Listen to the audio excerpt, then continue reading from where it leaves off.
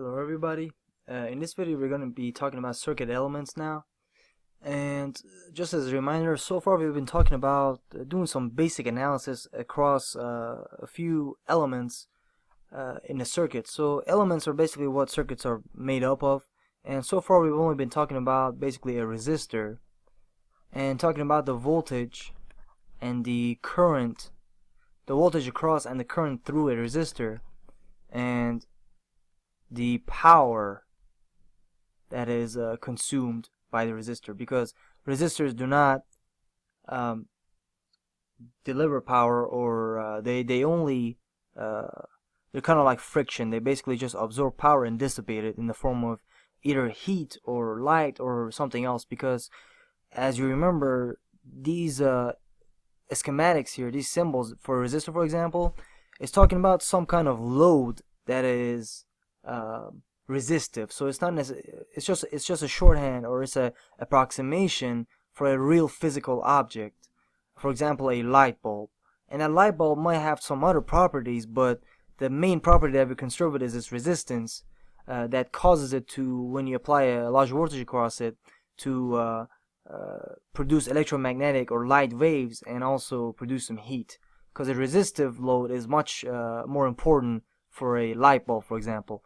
And you can see other loads in the world, like you have inductive motors, and their important thing is going to be their inductance, because when you have a motor that's already spinning, it's going to have some inductance to it, and you can't instantaneously have it stop and start. So for a motor, then we're going to use some other kind of model, for example an inductor, which will look something like this, just a loop of wire basically. And it's just a property that we'll get into later. And another property is called capacitance, which we'll also get into later to be able to describe them in detail. So these elements that we're talking about here is mainly what we're going to be concerned with, and these are called passive elements. And they're called passive because they do not produce or generate their own energy. They can only either let, for the case of a resistor, they let energy through and dissipate some of it. It lets current through, and depending on the voltage, it's going to determine the amount of power being dissipated. And for the inductor, and these are the symbols, so resistor, inductor, and capacitor. For the inductor, what it's going to do, I'm going to give you a preview. I guess I'll do it now. It's going to want to, for some physical properties, for magnetic properties that it has, it's going to want to keep the same amount of current no matter what. It's going to want to it'll do whatever it can to the voltage across of it to be able to keep the same amount of current flowing through, which we'll see has very useful properties that we can use in real life circuits, and we'll see some examples of that. Another one is the capacitor. What this guy's going to want to do is keep the voltage the same no matter what. So it's going to, ideally, it's going to want to do whatever it can to the current to keep the voltage as constant as possible. And we'll learn that the voltage across a, so here, let me just write this up here. If you have some resistor and you have the voltage being in, sorry, let's do it in yellow, for example. Let's see, let's do yellow here. We're going to represent voltage, and we're going to represent current in blue. So if you say, let's say this is the voltage across a resistor as time goes on. So let's say we do this across the resistor. The current is going to follow the voltage almost exactly, because the only property there is just resistance. And again, we'll get to these later, but we'll see that for like an inductor, the voltage is going to change first, and then the current's going to change. Basically, that's because it wants to keep the current constant as much as possible, so the voltage is going to do whatever it can to try to keep that current the same. And likewise for the capacitor, the current's going to do whatever it can, or I should say, there's no restrictions on current. The current's going to do it's going to do something so that the circuit is satisfied, or in other words, the voltage across the capacitor is not going to change abruptly. So you're not going to see this across a capacitor, this being the voltage, the yellow. you're not going to see this across the capacitor, which has some useful properties which we can take advantage of for like making radios, for example. But then there's also some bad properties or bad results of this particular property of capacitors, and that is that, for example, when you have a transistor, the parasitic capacitance, or the capacitance that you don't want, is kind of like a parasite. It's just there for the physical properties of the capacitor. What's going to end up happening is that you have some transistor that you want to be able to switch as fast as possible for your computer, but there's some physical limit because of the way a transistor is made, which we'll get to transistors later on too. But the whole idea is that because of the ideal situation is that you want to get it to switch as fast as possible, but because the voltage across the capacitor is going to look something like this. If this is the input signal, it's going to look something like this. It's going to take some time to build that voltage across it. These transistors have a limit so that computers cannot, due to the parasitic capacitance of these transistors, computers have a fundamental speed limit. Then they cannot keep getting faster and faster unless technologies are changed, or we've taken into account a way to be able to fix this parasitic capacitance. But anyway, those are the basic elements. We're going to talk about passive elements. Now in this video, we're going to look at active elements though, because we want to get some familiarity with that, active elements. So what we learned about passive elements is that they're elements that do not generate their own energy. They can only let energy through and dissipate some of it. In the case of a resistor, they can either let currents through but try to keep it the same and keep that energy in the magnetic field. In the case of a inductor, it's going to hold some energy in the magnetic field now.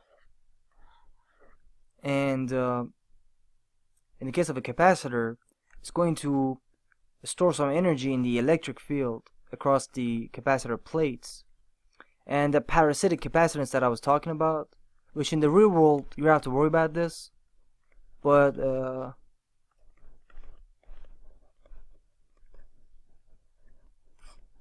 for our ideal situations that we're going to be talking about, we're not going to worry about it. And it's just a reminder to let you know that all we're doing right now is just approximations, ideal approximations, just to give us an idea of what we're going to be working with and what kind of voltages and currents you should be expecting and what kind of power we should be expecting for components to handle. And the parasitic capacitance, for example, would be shown if you have some breadboard that you're trying to make some components on and do some testing. And what you're going to see is that since the breadboards are made in such a way that there are conductors all along like this for the different places for you to hook up your components. If you remember from physics, anytime you have two conductors, and suppose this guy has some positive charge and this guy has some negative charge, you're going to have some capacitance in the sense that, okay, positive charge, negative charge, all along that conductor. You're going to have some electric field going from the positive to negative, and so that's how a capacitor behaves. And if you see these, you'll have some parasitic, so some unwanted capacitance, even across breadboards, which usually isn't a huge problem, but depending on the application, it can be a nuisance, and you got to be able to take that into account for more complex or more sensitive applications. But for our purposes, we won't worry about that as much, but we'll just keep it in mind though. So that is the passive elements. They don't generate any energy, they just let energy through or store energy in either a magnetic or an electric field. Just remember that.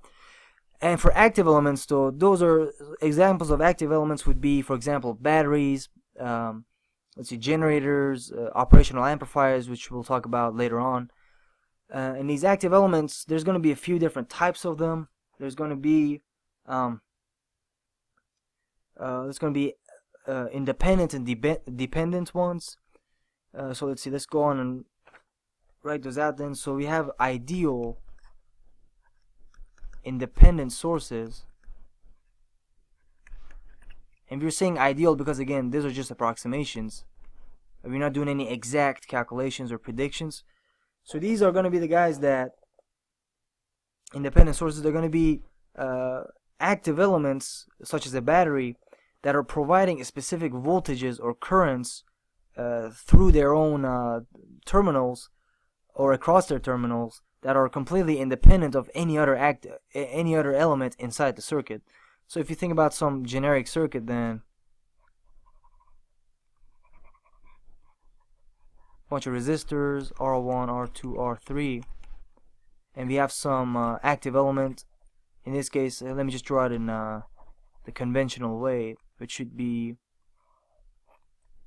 independent sources have a circle around them like so, and this guy's gonna, in the ideal case, it's gonna provide a constant voltage, for example 5 volts, and the only thing we know about this though is that it's going to provide 5 volts no matter what. So the current could be changing in the circuit in such a way to always keep this 5 volts the same, to keep this ideal independent source at 5 volts. So this would be a voltage source, for example.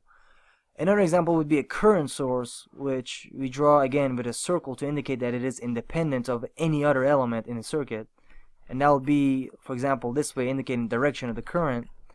And we can have resistors or any other element like so, and that is indicating that this is the circle is indicating that this is an independent current source, and all we know about it is that it's going to pump in a certain amount of current, for example 3 amps, no matter what, it's going to pump 3 amps no matter what in the ideal situation, and we do not know the voltage across it to be able to do that. So the voltage could be going up or down depending on the elements connected to it that are absorbing energy. So we don't know anything about the voltage across this. All we know is that it's going to pump 3 amps no matter what in the ideal case.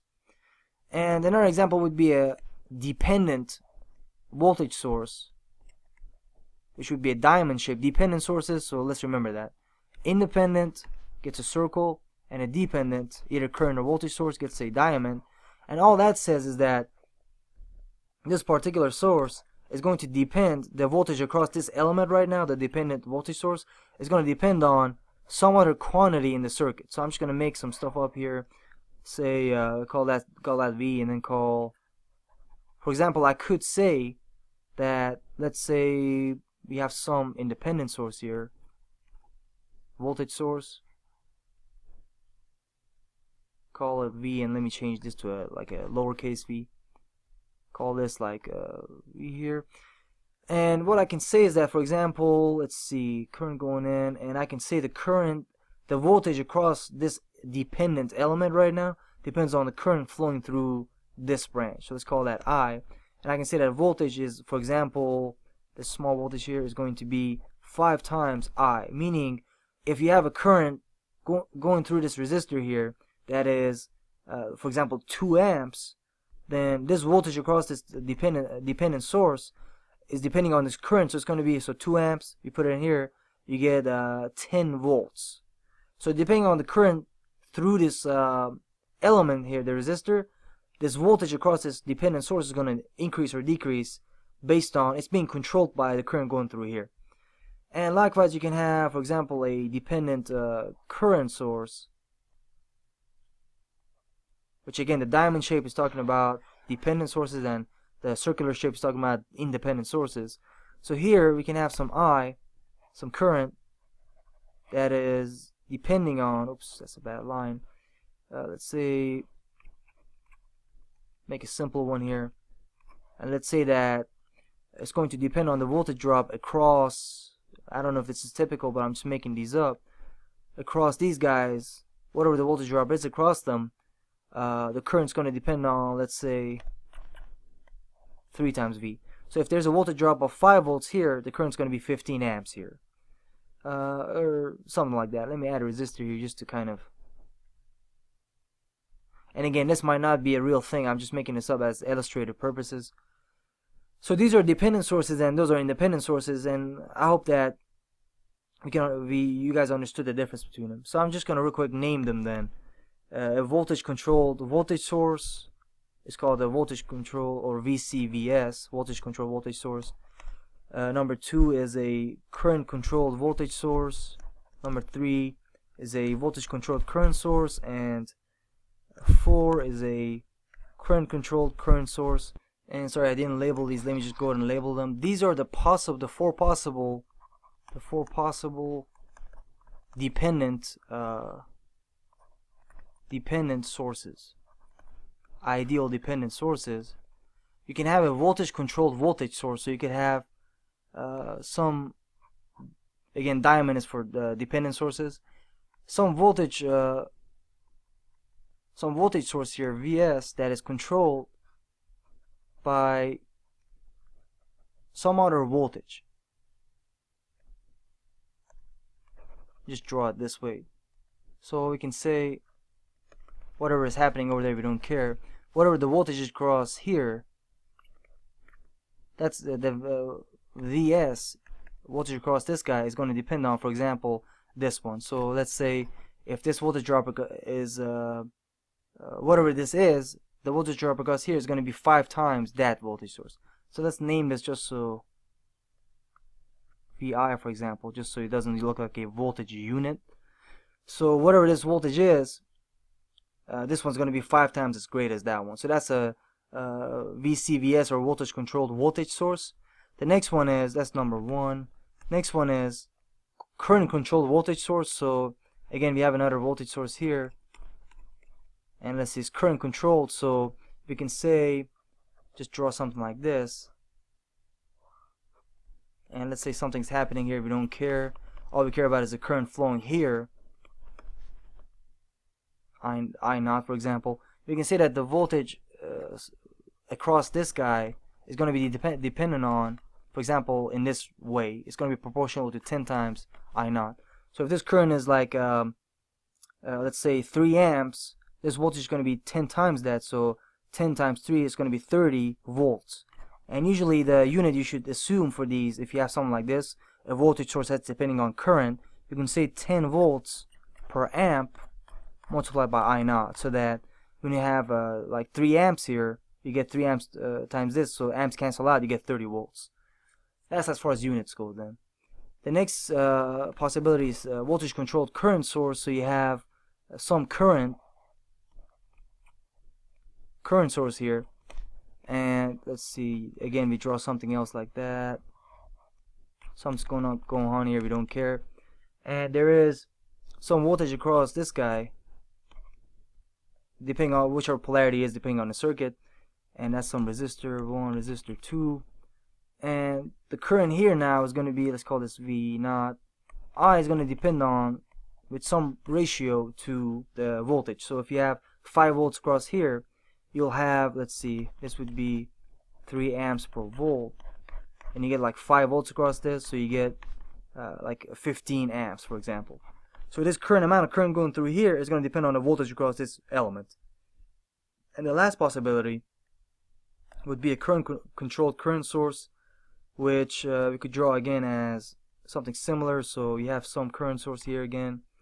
It doesn't have to be on the left, I keep putting them on the edge, but it could be any configuration.